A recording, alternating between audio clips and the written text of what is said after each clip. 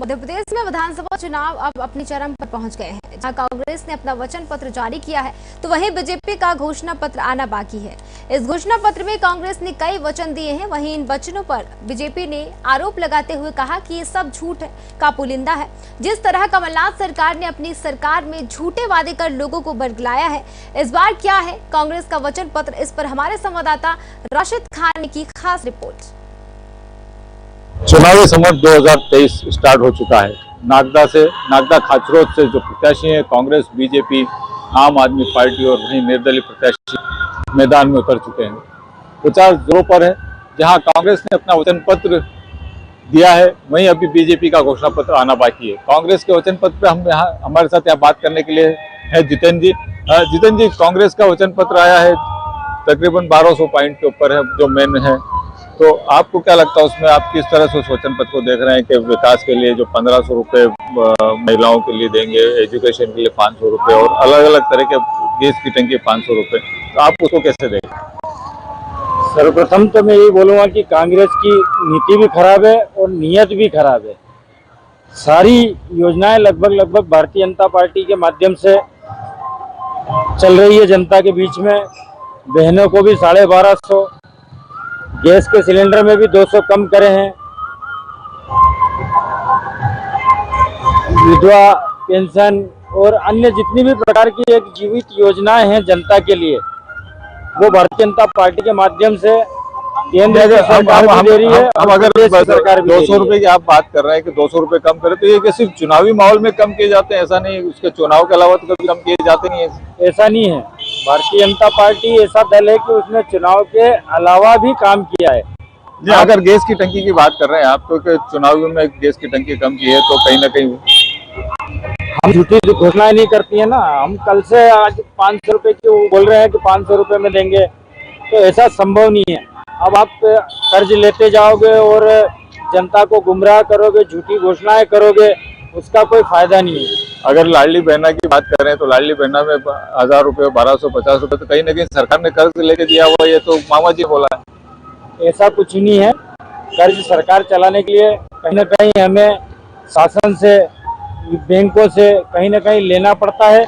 और प्रदेश कांग्रेस की 10 साल की सरकार में, दिग्विजय सिंह के शासनकाल में पूरी तरह से गर्त में था, जिसको कहीं ना कहीं शिवराज सिंह जी और भारतीय जनता पार्टी की सरकार मुख्य धारा में लाई है।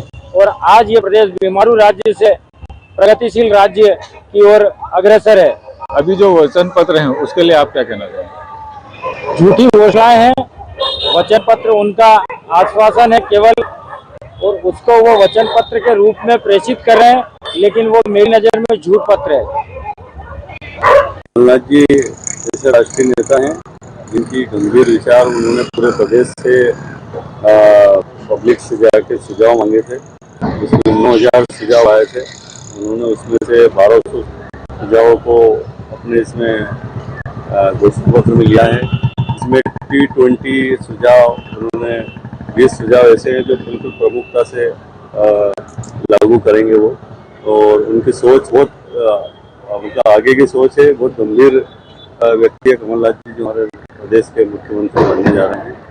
तो उनकी जो प्रमुख योजना है, जैसे घरेलू गैस को जो 500 रुपये में देना है, स्वास्थ्य के बारे में उन्होंने अपने विचार रखे हैं। 2 लाख लोगों को रोजगार देंगे और 2 लाख रुपए युवा योजना में देंगे। तो ऐसी कई योजनाएं जो उन्होंने लागू करने जा रहे हैं।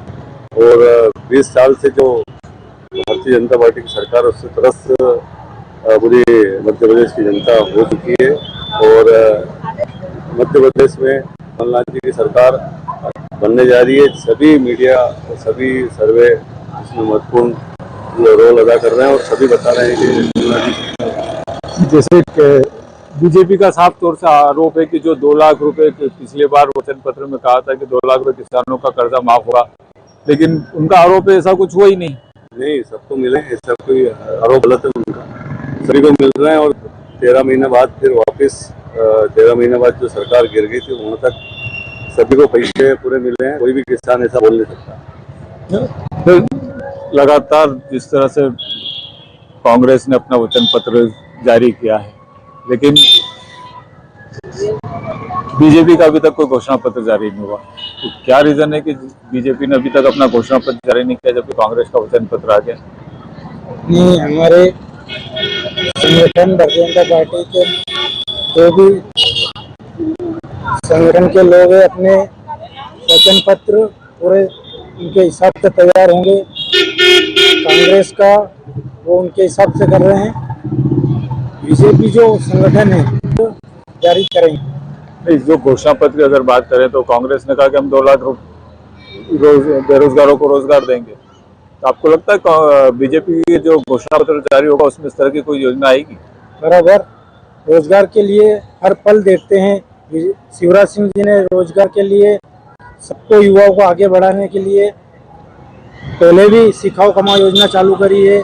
ये अब बोल रहे हैं उन्होंने पहले से ही लागू कर चुके हैं। जैसे कहा जाता है कि चुनावी टाइम पे बहुत सारी योजनाएं हैं, नहीं तो ऐसा क्यों है कि चुनावी टाइम पे ही कुछ योजनाएं जरूर लोगों तक जाती है लेकिन चुनाव के बाद फिर जैसे कुछ गैस की टंकी के लिए जैसे अभी कहा जाता है कि 200 रुपए कम कर दिया गैस की टंकी का, तो चुनाव आ गया तो तक कम कर दिया लेकिन चुनाव जाते वापस बढ़ा दिए जाते हैं। तो आपको क्या लगता है कि भारतीय जनता पार्टी की परिपाटी बन गई है कि चुनाव के टाइम पे कुछ हुआ क्या जाए?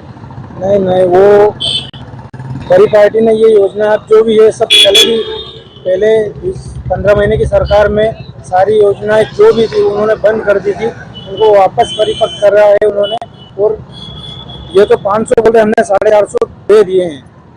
नहीं, उसमें देखने में आया है कि ऐसी बहुत सारी लाडली बहनाएं हैं जिनका कि अभी तक वो परेशान हो रही है, उनको 450 रुपए के लिए बहुत दौड़ना पड़ रहा है और वो उज्ज्वला योजना वाले थे उनको दिया गया या तो उसके अलावा अगर किसी के पास नहीं था तो वो काफी परेशान है, तो उसको आप किस तरह से देख रहे हैं? उसका भी सोल्यूशन निकले। चुनाव के बाद आचार संहिता लग गई है और चुनाव के बाद सारी योजना और सारी लाडली बहनों को मिलेगा।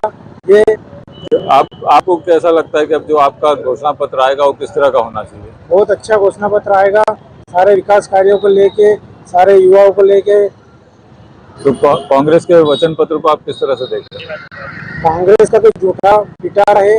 जो पहले भी घोषणाएं करी थी कोई वादे पूरे नहीं करे थे। इन्होंने बोले थे कि 10 दिन में हम मुख्यमंत्री बदल देंगे, 2 लाख का कर्जा माफ करेंगे।